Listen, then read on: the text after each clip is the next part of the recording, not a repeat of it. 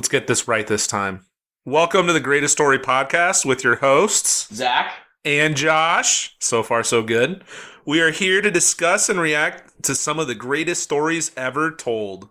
We will look at books, movies, video games, and all forms of storytelling to figure out what makes a good story and what are some of the greatest stories.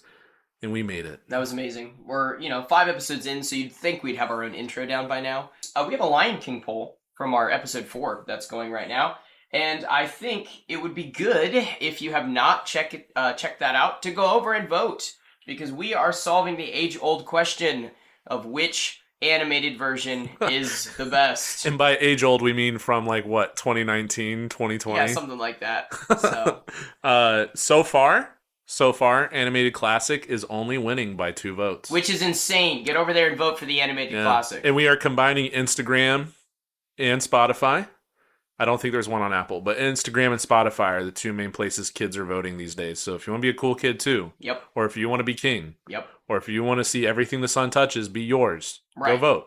Yep, definitely. Well, Zach, any good stories consumed recently? Yes, there's a theme. I have 2. So both are musicals. So the 2 that I have been thinking about are musicals. First is my wife and I watched Wonka, finally, which is good. With Timothy? Yes, with Timothée Chalamet. He's French, so it's not actually Timothy, although he does respond to that.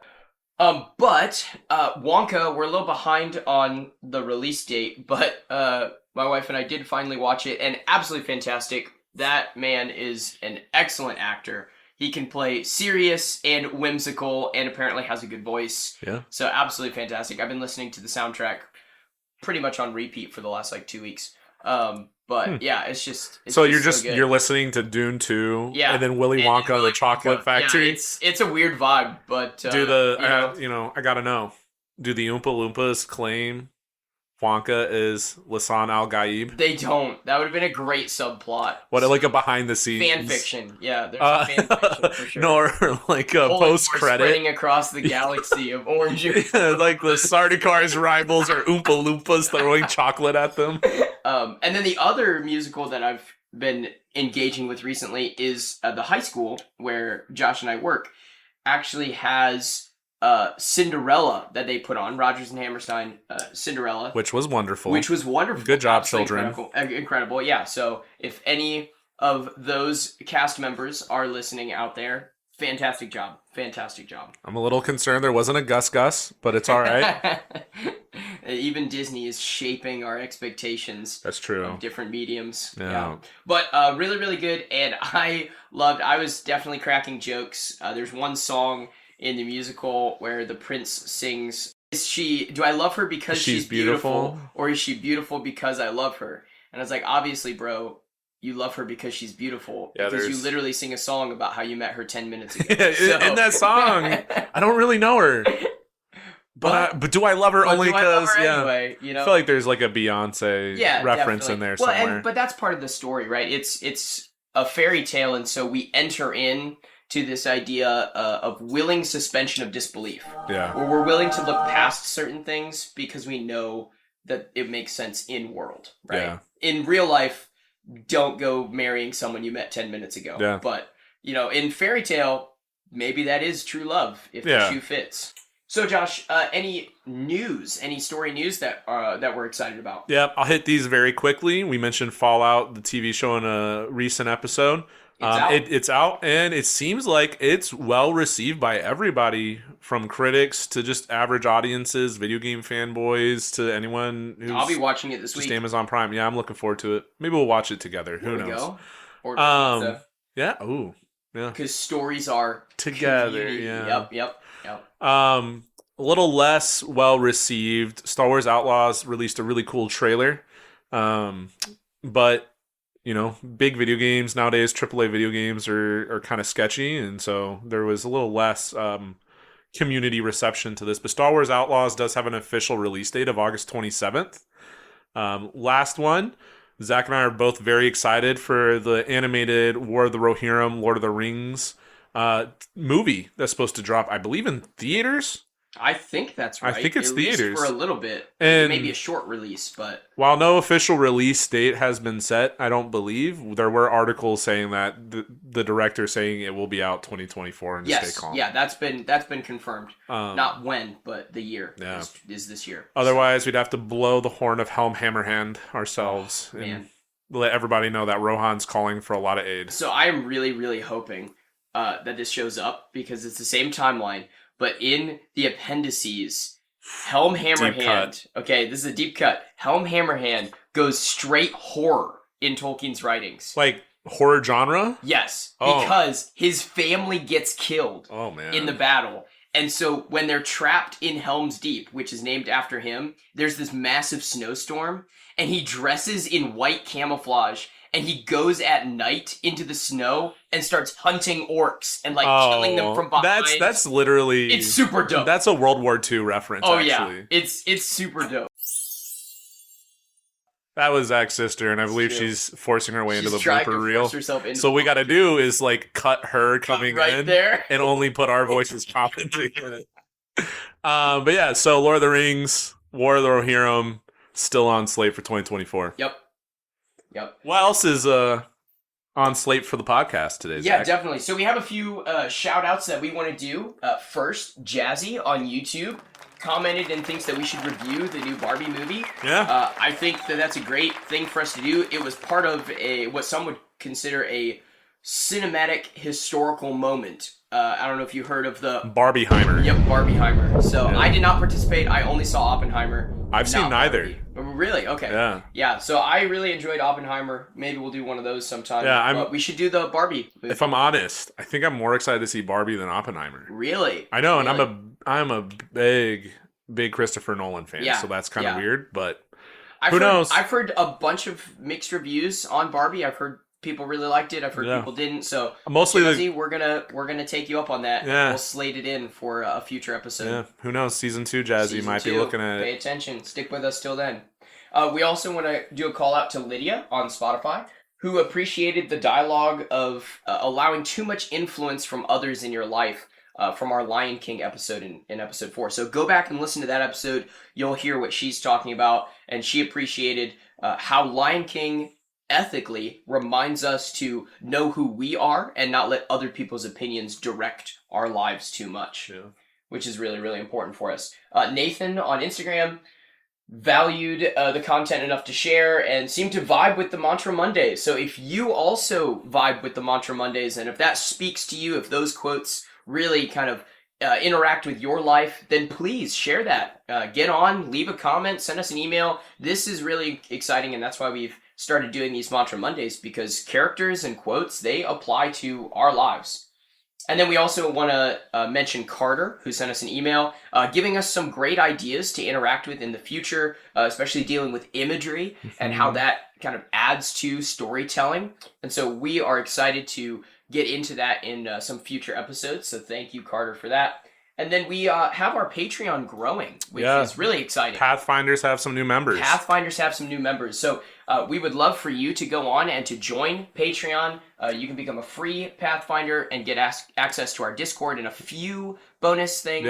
But then if you become one of our paid tiers, you get even more access to bonus content. So we just want to thank... If you go on paid Patreon, we actually have a new little exclusive up there waiting for you. That's true. It's sensitive. That's true. But we want to thank Ben B and Jocelyn M, Paige S, my kids, not my kids, but my kids. Yeah. Zach doesn't have kids, just for reference. I don't. Right? No, okay. Well, I guess I can find out. Evan T and Silmaril Luthian 98. Awesome. Yeah, thanks, guys. Well, way to show others the path of being a Pathfinder. If you want to be a Pathfinder, go on Patreon and join today. Get some exclusive jams and jellies. Yep. The link is in the description. You know who didn't get exclusive jams and jellies, Zach? Is this a weird tie-in to Aragon? It is my forced pathway into Aragon. Just like the Rizak forced their way into his home. Wow. That was dark. That was real dark. But, that was the point of no return, and I guess so is this. Yeah. But what are we talking about today, Zach? Jams and jellies. Spicy jalapeno raspberry jelly. Okay, no, we're talking about Aragon. So this is the first book in the Inheritance Cycle by Christopher Paolini. Yeah, I believe that's how you say Okay. it. If it's not, I you guess know what to Foolish do, Baboon's guys. coming back. Yeah. Yeah. It's part of the inheritance cycle. 4 books. Yep. There's more now. There's There a 5th is. one. There is a fifth one, Murtaugh, Yeah, which we're gonna probably get to in a future episode. I'm definitely reading it on my own. So. Yeah. Are you reading it now? No, I'm not. No. Okay. Sorry, I guess that was misleading. I am going to be reading it. I was gonna say. Yeah. I started reading Aragon. Yep. You started reading Aragon. Yep. We decided to do this episode. Yep. And now I'm reading Eldest, and I'm hoping to work all the way through. Yep. Yeah, So I own Aragon. I don't own the other ones, so. Oh, you want to borrow? That would be awesome. All right. That's what Talk we have to me libraries after for this. too. Oh, but, that's true. Yeah. Yeah. What's the Arthur meme? Everything's cool when you got your library card. Yeah. Which is true. Go to the library, you losers. Okay. Yeah. Well, here we are back again for another greatest story rubric looking at Aragon. And I think it's a good place to start to talk about the difference between story and world. Yeah, if you go back and listen to the pilot episode, I think I put Aragon in my top 3 stories, and I think I might have to recant. Yeah. But to be fair, right, we've talked about this especially in relation to Star Wars, where we think that Star Wars has excellent world building, but sometimes not the highest quality of stories. Yeah. So this is not a knock if Aragon, spoiler, does not make it as high on the tier list as some fans are expecting. Yeah. So, my friend Adam, if you're listening to this, I'm sorry, brother. Yeah. This is not a betrayal. No. But if you want to hear more about betrayal, episode 1.2. A werecat. Oh, yeah, Solemn and a witch. Yep. Yeah, I don't know anybody. Well, I do know somebody named Angela, actually. Yeah, but she's not a witch. Yeah, no. She's a nice person. She's a nice person. Yeah, well, but Aragon World, right? Just give me a couple tidbits about the world, Zach. Yeah, Aragon World is really exciting to me. We talked, I believe, in the pilot episode, I mentioned specifically the magic system, which I think is excellent. I love etymology. That's the study of words, not entomology, which is the study of insects. But etymology is very exciting to me, and that's exactly what the magic system is based off of. Is words, root, and meaning, like your intention behind words. Yeah. Is how you make magic, and then it's all about, like, knowing your limits, because if you attempt to do something, you almost like burn out. Yeah. And it's very interesting. Yeah, and there's something deep about saying, like for instance, the concept of fire. Its true existence is in its real name, and knowing what the thing really means gives you power over it. Yeah, there's like a power of truth. Yeah. Yeah. And that's really unique. A power of knowing. I like history and the world set up. I believe it's called Iglesia. I only read it in my mind, so I'm not going to pronounce it. Well, it's like Iglesia. Allegacia, I believe is what it is, but... That sounds way better. I could be wrong. You know, we might have a foolish gorilla and a foolish baboon next episode. But there is a lot of history set in the world, right? We're jumping in media res, right? Like the story's already rolling. We're not seeing like how everything was set up contextually. We get to discover the context as we go, which is good storytelling. Yeah, it's wonderful. Info dump me, reveal it bit by bit as part of the story. Which you're locked in then for what's going on with your protagonist, but you're also trying to unravel what came before. So that's like almost 2 stories at once. It is. There's like the story of the riders and the story of Aragon. Yeah, but essentially, because I believe several listeners probably won't know this story. The general plot, right, the general idea is that you have this mystical order of knights called Dragon Riders. Yep. And they go extinct in a very, like, Order 66 Star Wars fashion. Actually, yeah. Yeah, where the main bad guy, he's like... Betrays them, hunts them down, join me or die. His name's Galbatorix.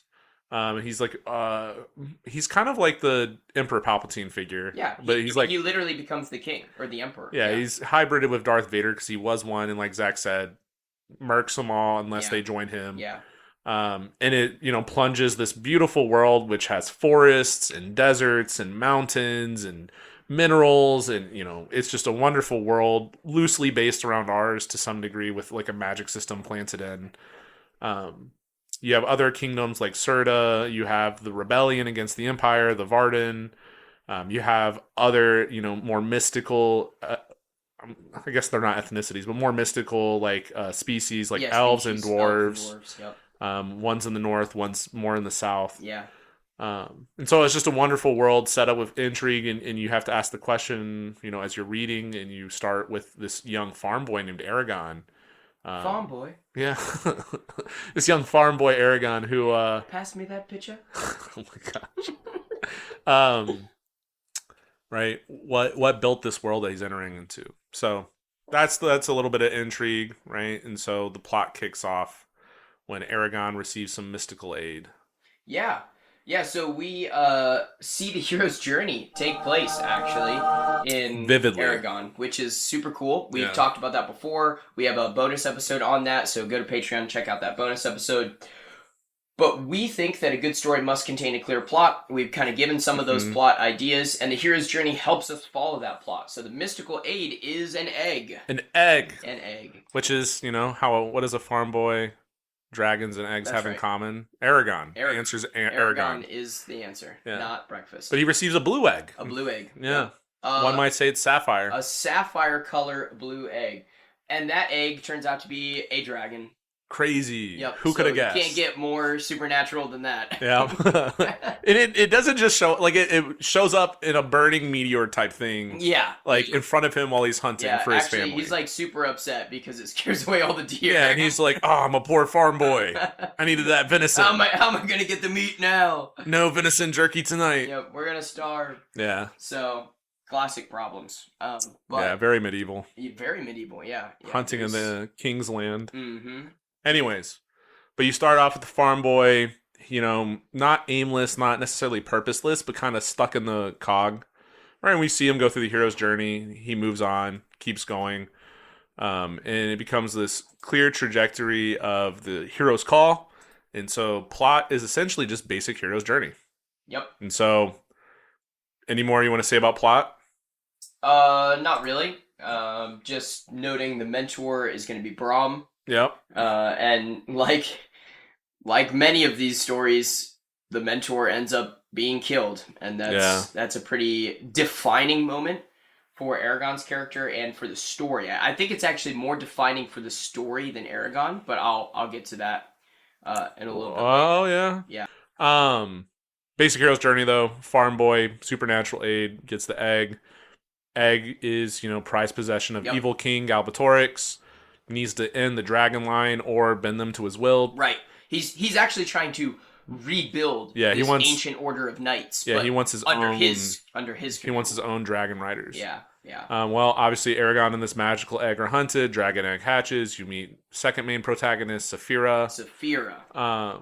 Mentor pops in. Mystical storyteller Brahm, who turns out to be mystical warrior Brahm, who turns out to used to be a knight, but his dragon was killed, so he is kind of taking it upon himself to train the next generation. Yeah. And I know we can't go past Aragon, but it would seem like he's a very fatherly figure. Very fatherly figure. Anyways, you get to the main crux. Aragon he gets captured. He's trying to rescue another protagonist, and it leads off into the epic battles that wrap up. Yeah, they end up joining the rebellion, and then the book ends with an epic empire versus rebellion kind of. Which is an epic battle. It's a super cool battle. Yep. But that's not what we're talking about right now. Nope. So, clear plot. Say it has it. Yeah, I think so. I think it's got a pretty. It's a compelling plot. It's not. You don't feel lost in all the details, and I know you can follow along pretty easily. Yeah, so I give it a B-ish. Yeah. A-ish. Yeah, definitely. A-minus, definitely. B+. plus. I think it's pretty solid on the plot. All right, so characters. Let's think about character arcs. Yeah, so, we meet a lot of different and a lot of different characters. Yeah, diverse cast of characters, and some are clearer than others. Yeah, definitely. Do you think? So let's start with Aragon. Yeah. Do you think that Aragon has a clear character arc?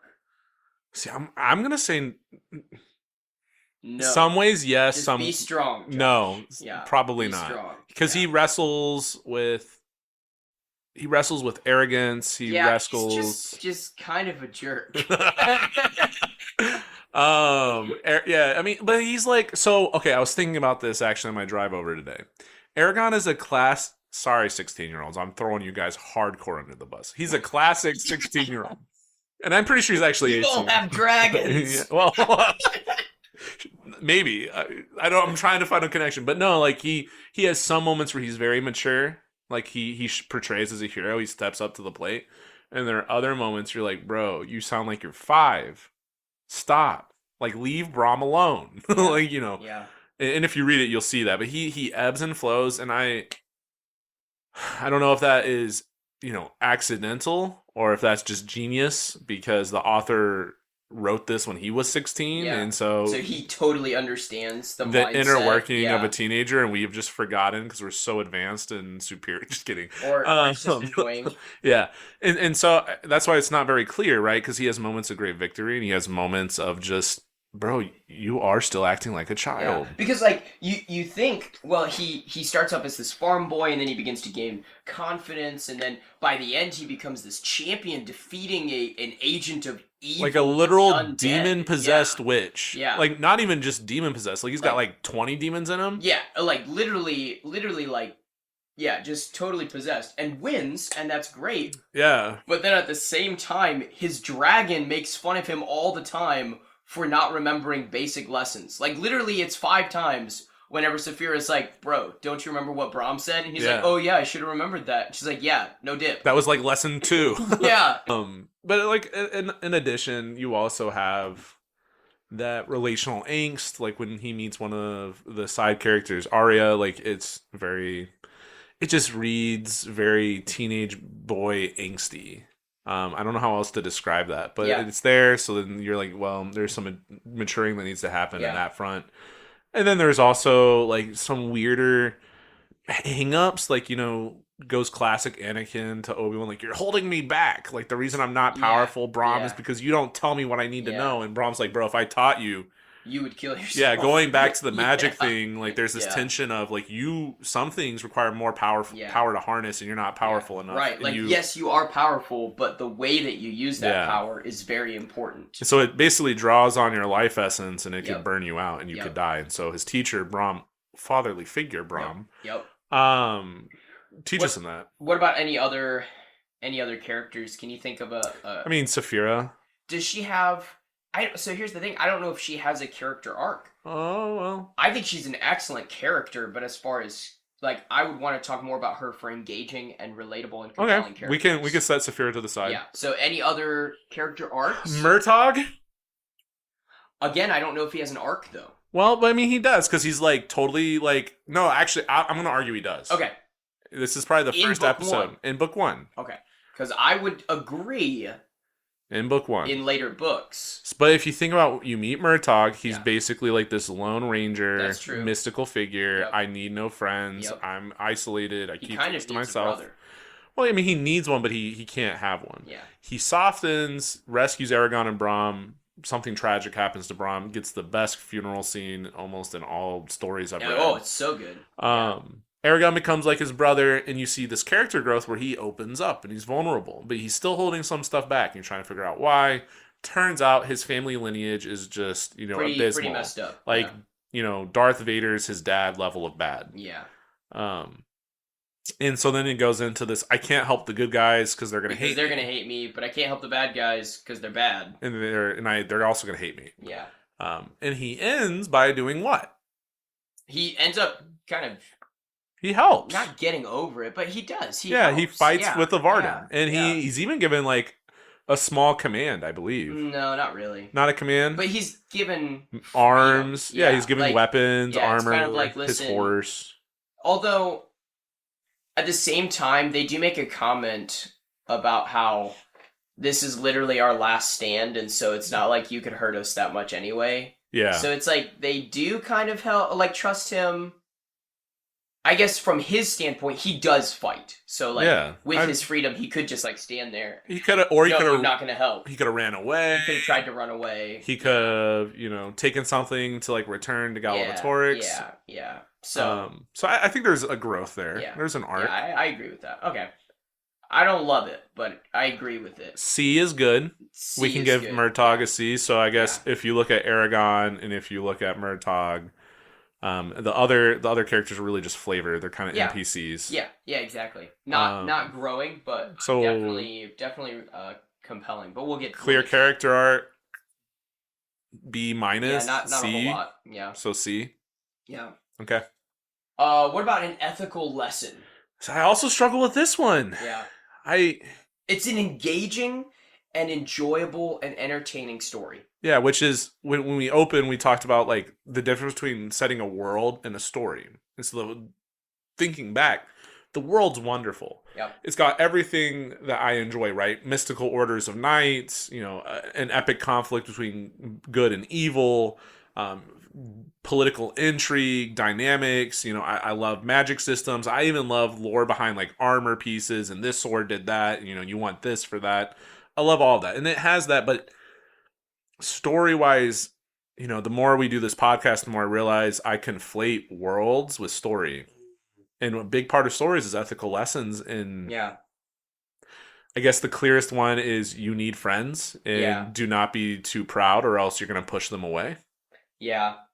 Yeah, I think that's pretty clear. I think actually more than friends, although that is a big theme, but I think there's this idea of free will versus determinism. And this idea of your fate. That's true. He's constantly going back and forth. They talk about the idea of the wyrd or the wyrd is wyrd. Wyrd, which is not wyrm is verm. So maybe it's like vyrd or verd. Yeah, I'm not sure exactly how you're supposed to pronounce that. Editing Zac here. Just wanted to point out that the word is weird. Comes from the Anglo-Saxon, Old English, and I always want a chance to point out Anglo-Saxon etymology. Weird. How you're supposed to pronounce that. But it's the idea of destiny. It's the idea of destiny. Like, this is your fate, and there's this conflict between, like, do you know your fate and just, like, embrace it, or do you fight against it, or does nothing matter because that is your fate? Yeah.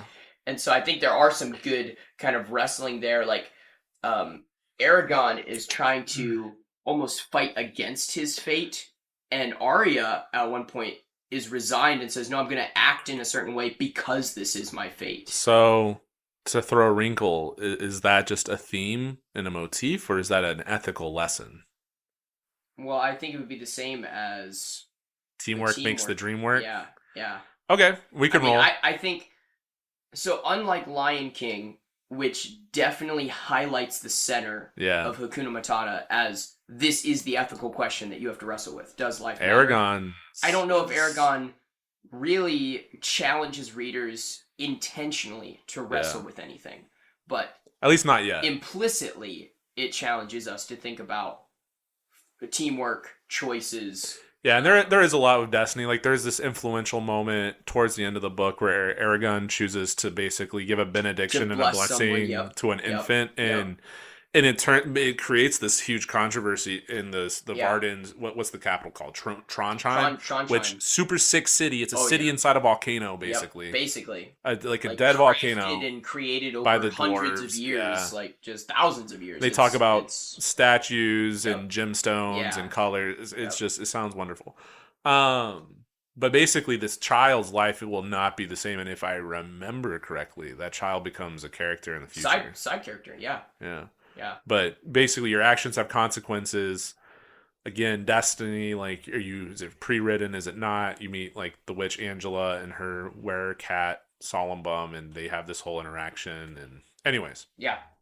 Okay, so what would you give clear ethical lesson? I don't know. I'm gonna reserve my rating for the whole thing at the end. All right, we could. All right. Yeah. All right. I'm just gonna reveal it at the end. Yep. All right. Just know that didn't knock it out of the park for me on the ethical idea. Well, we'll leave it at that for now. Yep. What about a clear conflict and resolution? Oh, well, this one's clear. Better. Yes, much better. You have Aragon personally versus, you would think, the Razak. But they're not there yet. Because he actually can't defeat them. Do they set that up with... Sorry, so, like, thinking ahead, I know we're sticking to Aragon. It's his cousin Roran that's going to fight the Razak, right? With him, but yes. Okay, cool. Yeah. Which is going to be even cooler because then it's like revenge for both of them, and justice for both. So, of like, them. the point of no return in Aragorn's hero's journey is Razak burn his farm, burn his house, and kill his uncle. Yeah. Yeah.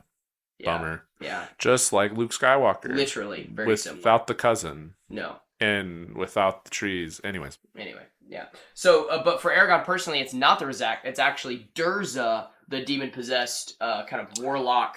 He's a shade, which is like an undead kind of spirit-controlled magic person. Which, now that you're talking about Durza, I wonder if there's a little itsy-bitsy foil where Durza takes a cheap route to get power. Correct. And Aragon is, he wants the quick route. Like, he keeps trying to get the quick, up-and-coming silver spoon. But his mentors, his friends... Or is everybody's forcing him to do the hard he has several training montages, and, I wonder if that's... Like, it is clear that everyone's like, wow, you're really talented with weapons, you're really talented with magic, but you also have to put in the work. Yeah, and if you don't, you're going to die. Yeah. But Durza... Which, again, I think is actually a knock on Aragorn's character, because every time he's like, well, I don't want to, though. What's the easier way? And he does the easy way, and he basically either passes out, makes somebody else pass out, or gets captured each time he does that. That's true. Yeah.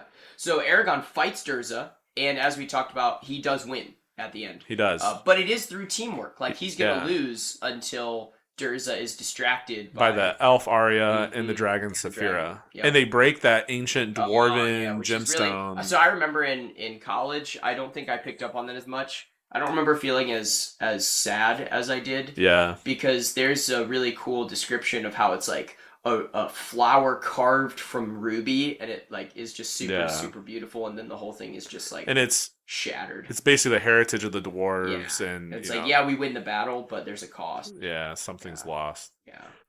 Also, interesting enough, we were talking about ethical lessons. Aragon and this conflict with Durza. It's an interesting battle. He gets a big boo boo. Yep. And, it's just super big scar on the back. So, like, going back to the whole teenage angst thing, he has, like, this weird ending where he's just... Yeah, the whole book ends, and he's like, I'm disfigured, it's but I will journey to become a rider. And it's like, okay, bro. You're still magic. Like, you saved an entire nation of dwarves. You have a dragon. Yep. The dwarves just gave you a suit of armor. You have a super 6 red blade sword. Yep. You have your buddies free now. Yep. Your face is fine. But he's like, I got a scar on my back. You had, like, the healers working on you for days. And you're like, oh, I have a scar. I know, like, you're lucky to be alive. And he's like, but I got a scar. Yeah, and so, like, that kind of, I think that sours the taste of the book in my mouth the end. Because you feel like Aragorn has not changed. He's still Aragorn the farm boy, just with all this cool stuff. Which, it is the first book out of a set of 4. Right, which, you have to keep that in mind, but we're just looking at the first book, so. Okay, but what about relatable characters? Brom, excellent. Yes. Fantastic character. Yeah, like, you can palpably feel, like, all the things he says to Aragorn, and then he's like, I don't want to talk about this right now. And you're like, oh, there's some trauma there. Yeah. And you figure out why, and you're like, oh, that makes sense. Yeah. So this dude's got a history. Yeah, very compelling character. And part of it, like, just for spoilers, like, when a rider dies, the dragon dies. But if a dragon dies, the rider lives. Yep. And so Brom's in a situation where he's about to die, and his dragon sacrifices himself to save Padawan learner Brom. Yep, which means Brom survives. But he has to lose. Loss. Yeah. Yeah. And they set up the relational dynamics of dragons and riders. It's just like this weird hybrid of sibling, soulmate, like best friend, but I know every intimate thought you have. Yeah, it's kind of strange. It's supposed to be different from everything else, and I think they captured that. It is very different. Yeah. But Brom's relatable mainly because, like, you understand why he did what he did, and he's probably the clearest, most ethical character in the book. Yeah, definitely. Murtaugh, I think, is a good and compelling character. I agree. We talked a little bit about the character arc, so we're not going to go into a whole lot of detail with that. I don't think Arya is a compelling or relatable or engaging character. Yeah, she's that classic, like, ice queen, like, warrior princess, like, hard which is veneer. Fine. That is a trope. A trope is there, and she functions well in the story. It's not like she's a bad character. No, she's a cool character. Over the top compelling, no. Also, only the first book. Yep, true. So I think that one of the best characters is actually Saphira. Saphira? Sorry. So Zach has this thing Ah. where he's been reading this book and his brain has been saying Saphira. Because she's a sapphire dragon. She's sapphire blue, but like it just makes sense. Phonetically, it sounds weird. Like if you're thinking about sapphire. All right, but anyway, I read most of the book. I listened to some chapters going on my. The audiobook says Saphira, so I'm trying to use Saphira. And it's weird because she's a baby, but she inherits all of the memories of her ancestors, of her people or species. Yeah, so it's like. She honestly is the only intelligent protagonist. Yeah, like Aragon's like, I think I'm about to throw a fireball at this orc. And she's like, probably you might die. Bro. And he's like, I'm going to do it. Yeah. She's like, okay, I guess I'll try and save you. So then the next chapter opens and Saphira's like, you've been asleep for 7 days. Yeah, exactly. She's like, I told you not to throw the fireball. He's like, oh yeah, I should have listened to you. And she's like, no dip. You're 16. I'm like... I'm 500. I'm like the mind of 3,000 years trapped in the body of a 10-year-old dragon. Yeah, yep. Seriously. Well, not even 10 years old. So she's like, what, 10 months old? 6 months. Yeah. Yeah, they make a comment at the beginning that dragons don't breathe fire until like 6 to 8 months. And the very last book is her breathing fire. So you're like, oh. I guess dragon's only like 6 to 8 months old. Pubescent dragon now? Yeah. Cool. But again, the only intelligent protagonist. And again, it's weird because you have this weird relationship between Saphira and Aragon, plus then you have the whole, like, I have the memories of my ancestors. So, like, she's a very mystical aid character that, like, is unrelatable to some degree. Yeah. But engaging. Compelling. Yep. Compelling, yes. Yeah. And then I really, really like, and this I think is one of the things that the Aragon story does differently and makes it unique is the character of Solemnborn. Is it Born or Bum? I thought it was Solemnborn, but the Werecat. Yeah, the Werecat. Yep. Yeah. Yep. So, I think his character is fantastic. Kind of mystical, foreboding. Only shows up in like. Only shows up at certain times to give certain pieces of wisdom, some of which are not even important to this story. Yeah. So there's definitely like 3 or 4 lines that he gives that I was like, oh yeah, this is not important until like book 2 or 3. Yeah. Yeah. Which is great foreshadowing. Yeah. If that was intentional, that is amazing foreshadowing. I feel like it had to have been. Or at the very least, yeah. Anyways. Yeah. Additionally, it's my understanding that Christopher Paolini and the characters of Angela and Solemnborn, whatever one it is, the Werecat. It might be Solemnborn. He has this concept of a universe very similar to Brandon Sanderson in his Cosmere. I don't remember what Christopher Paolini is going to call his universe. I think it's still in its infancy. But it's my understanding that the character Angela and the Werecat show up in To Sleep in a Sea of Stars. I've not read that. Oh, really? But it's my understanding that they transcend the different stories in his universe. Oh, that's very interesting. Yeah. They are kind of the wandering hermit trope of showing up at key moments to almost like the sages or the oracles in Greek mythology that like show up and they're like, hey, we know everything about your story. We're not going to tell you, but we know. Yeah, I need to read To Sleep in a Sea of Stars. Maybe we'll do that season 2, but it's my understanding that they show up elsewhere. Yeah. So, yeah. And I think that's pretty much it for compelling characters. We mentioned Durza in some of our discussions, but I don't feel it. They do try. He's a bad guy. He's a bad guy, and I think it's okay to have bad guys who are bad guys. And they do try in this weird last chapter where Aragon's being assaulted with like Durza's and they like share memories, backstory, and it's like, oh, Durza has this tragic backstory. It's only tragic for like the first, part of it. It feels very shoehorned in. Yeah, honestly, actions matter, and Durza's a bad guy. That's just... Yeah. I don't think we need to try and explain away everyone's decisions all the time. Yeah, he chose evil. Sometimes we have to acknowledge that you chose evil. Yeah. You might have some sad stuff, but you still ultimately chose evil to do evil, and that's evil. Yep. What about captivating world? So easy. This is easy, great. That's the greatest part of Aragon. Definitely. And I think you can see hints of Tolkien. You could see hints of Lucas. I mean, you could probably find even some hints of Lewis in there to some degree.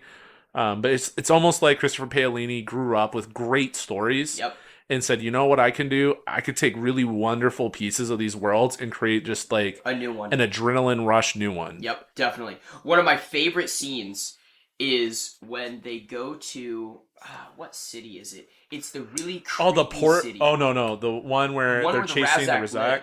Yeah. Yeah, the one where the Razak. Oh, and then they got that weird temple. Holy crap! Their whole the worship cannibalism is like thing. it's cannibalism and like chopping off limbs. Oh, I forgot about like, that. The whole temple is like a spire of like red. Oh yeah, and it's like black and red. And the priests like have augmentation. Yes, and it's not like sci-fi. It's like orcish. Super crazy, super compelling, very captivating. But then my favorite part is it's set in the shadow of the mountain. A rider outpost. But that's where it's a mountain, and that's where like and it's like and it really captivates this thing from Old English. So here's a callback for you.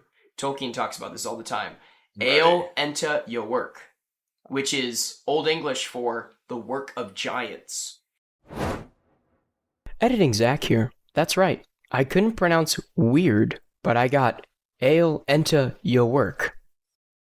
Nice.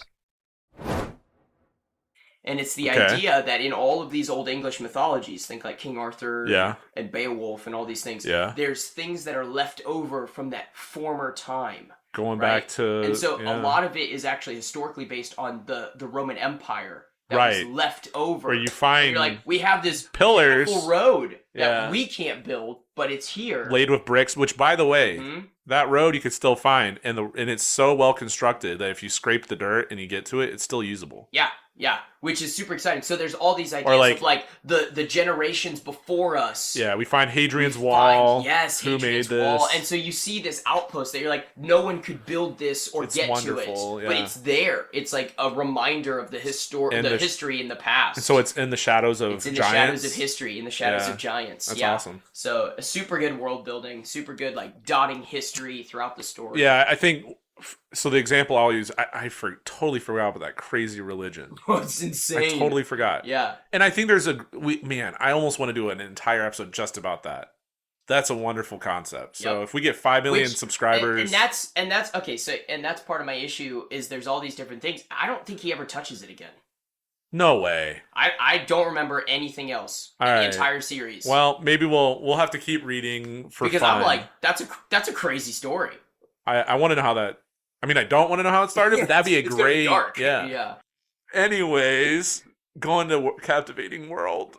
I'm going to jump to the dwarves. Yep. The dwarves only show up for a little bit, but they're awesome. They're epic. And it's the details. It's the little details, like King Hrothgar's hammer, his beard, the armor that they give Saphira, like the hall, the political intrigue between the Varden and the dwarves. That's different. But essentially, you got to think like, we're not trying to give you like lore. Like we're not a lore channel. Nope. But essentially the last location for the last few chapters of the book is a series of cities built inside of mountains. On the inside. Not like next to, not on top of, but on the inside of mountains. Like from deep underground. Deep to top, but even to the top of the mountain. Like they have the dragon hold at the top. And so it's wonderfully exotic. Yeah. It's wonderfully plausible, but still implausible. Yep. And just the dwarvish culture ties it in together. Yeah. And one of the things that I love is viewing civilizations in the state of decay. Yeah. And it does it really well. Even the dwarves, they're like, listen, we have these giant cities and half of them are abandoned. Completely empty. Or we have guys that are like loners out in the mines because they don't want to be around others because we've been hunted and fought and I think that's just a nice callback to real life and how civilizations are always rising and falling. Yeah. Yeah. Speak of the Roman Empire. Yep. Roman Empire. Episode shows up all the time. 1.2 as well. So, lastly, what about consistency? Some ways yes, some ways no. Yeah. So we talk about consistency as being, does the story present rules and follow those rules? Yeah. Right? Does it break its own kind of thing? Because we're willing to suspend things, right? We don't believe in real life talking cats or that can shapeshift into little boys. Shapeshift into little boys, which is weird. Yeah, we don't believe in shadowy bird-like figures that have are assassin poisons. Yeah. So there are things that are inconsistent, quote unquote, but we're willing to overlook because the story says no, that makes sense. So Josh, is there anything Like, is there good consistency, bad consistency? I would give my good example of consistency is just how they talk about dragon riders and how they're forgotten to history for everybody but a select few, and how that's not really broken. So just the power dynamics between dragon riders, the need for them, they're not too powerful, but you can see how they can sway a battle. I appreciated that. Inconsistency wise, it's the severity of the plot, or rather the severity of the situations characters go through. Like, it just has weird pacing for me as a book. Yeah, that's true. And it's the details, it's the world that keeps me reading, but that's where we're looking at the story. Yep. And so I think the pacing of the story is kind of inconsistent. The pacing is inconsistent. I am not always a huge fan of the introductions and the breaks in the chapters, and it just kind of feels like we move from like episode to episode. Yeah. And it doesn't fit all the time. I'm cool with that, especially if it's consistent jumps or consistent sized chapters. But there's some chapters that are like 15, 20 pages. Yeah. There's some that are 2. Yeah. And I'm just curious about that to some degree. But I mean, when I free write, I understand the plight of that. So it's not like I'm not trying to be judgmental. It's just But it does feel inconsistent. It does impact the story, right? Because part of the story you have to work within your medium, and we're reading a book, so that's part of what we're working with. What about you? I do think the politics are fairly consistent, but the biggest thing that makes sense to me that I think the story does well is the magic system. Yeah. So it's not clearly explained. It's not like you have rules for how everything works. Why do some spells burn you out faster than others? There's a few things like distance matters, the way you are creatively using these. The substance matters. The substance you're working with matters. So there's a few rules that I think they're fairly consistent on. I do think probably Aragon gets a little bit more grace on things than he should, because it seems like he just makes a lot of the wrong decisions and like barely survives. A lot of near-death experiences. I'm like, okay, bro.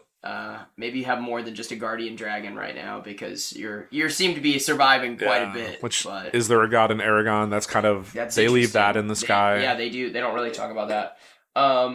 So I do like the idea of the magic words, and I think the search for knowledge is very cool. It definitely appeals to me philosophically.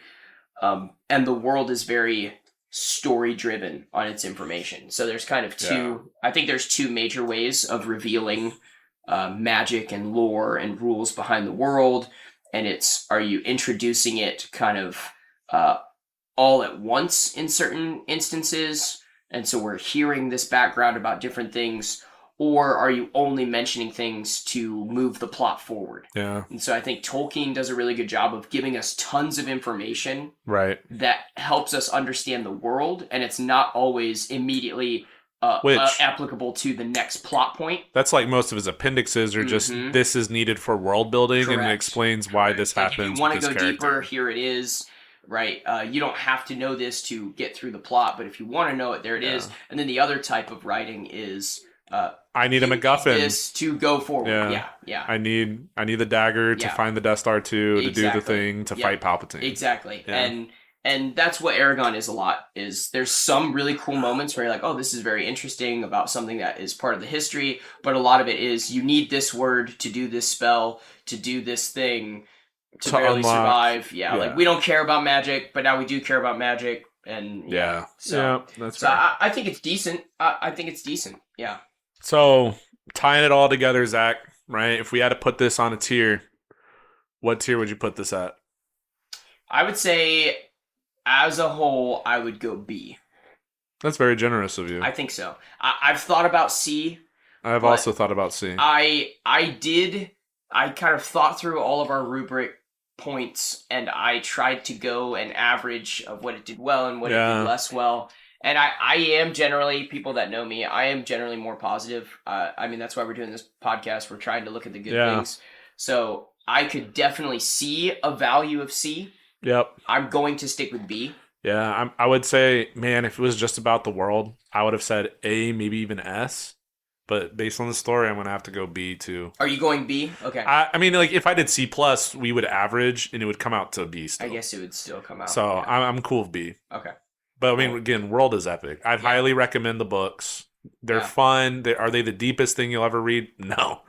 But are they cool? And are they a fun read? Absolutely. Would we recommend? Absolutely. Absolutely. Absolutely. Yeah.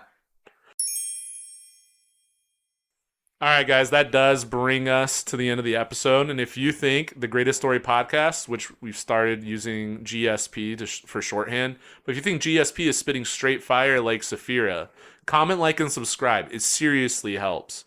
Every little bit, sharing on Instagram, commenting on YouTube, talking to your friends, right? It really makes a big difference. It really boosts the algorithms. Our community has nearly doubled in 2 weeks because of your all's efforts. And Zach and I think it's a special, but we're doing this for y'all, and it's good for us. But, if you like it and you want to share it, go for it, man. We can't wait to bring in more Pathfinders. So reminder to sub on Patreon. The exclusives are growing. But, yeah. That brings us to the end. So, Josh, what are we talking about next week? It's pizza time.